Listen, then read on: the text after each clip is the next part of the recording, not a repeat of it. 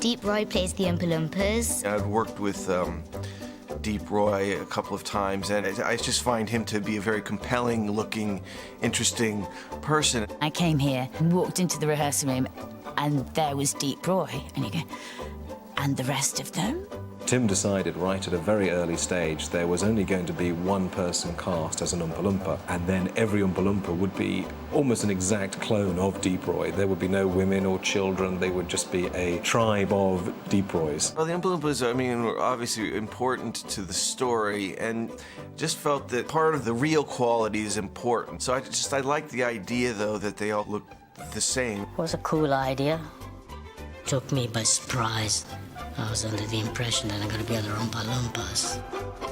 Deep Roy had to endure torment and torture. Going through all the dance routines, they just work at him. He had to, well, just have the longest days with so many different disciplines thrown at him. Deep has never worked in this way. Even though I can move, for this movie I had to learn how to sing and dance. We came and rehearsed him for about 3 months before we started shooting and teaching him things that he'd never really done before, you know. It's hard, it's really hard. But you'll get used to it. Little Deep is doing an amazing job. I think he had the hardest job on the movie, really. He had to train as a mountaineer. He had to learn to cut hair. Playing maracas, playing bongos. Doing Pilates in the morning. Dive onto boxes like a stuntman. There's so many different types of dance and instruments. We playing the gamelan. He plays 5 parts in a rock band. Teaching him keyboards, playing the lead guitar, playing the bass guitar, the drum kit. I choreograph it with Deep, and we show it to Tim. All right. See, hear that? I'll get it correct next time. I knew I could dance, but I never knew that I could do the steps.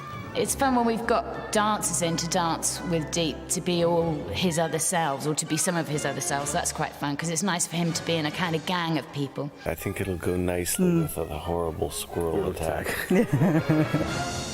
Augustus Gloop, the great big greedy nincompoop. Yes. Augustus Gloop, so big and vile, so gritty, foul and infant. Yes. Pretty bad singer.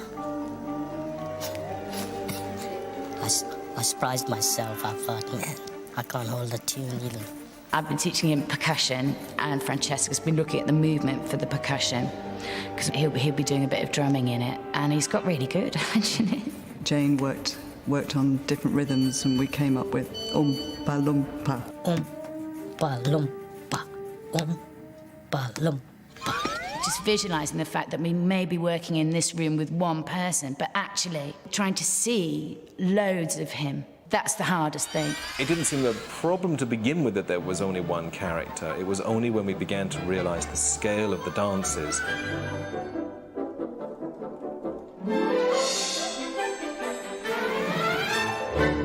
Shooting Deep Roy on overscale set pieces, doing multiple motion control passes on him to replicate him and to put him into, you know, the shots in numerous different positions. So you can imagine it's an organisational headache. Replicating him numerous times. I mean, in some plates, I think we have 56 or 57 repeat passes of Deep Roy in order to make up that one shot. You know, so you can imagine how shoot-intensive this all was. He had a lot of work to do, I mean, because he literally did, you know, every time you see him, he did it. He did that. Just go to your right a little bit more. Good. For example, if we had a shot that had a dozen Deeps in it and it was a tracking movement, we would take that piece of the song, and then Deep would play each individual character on each spot, one after the other. However, we would then have to go between each take and check to make sure he was in sync and in sync with the movements of the last take. So we not only had the problems of lip sync, but we also had the problems of physical movement synchronization.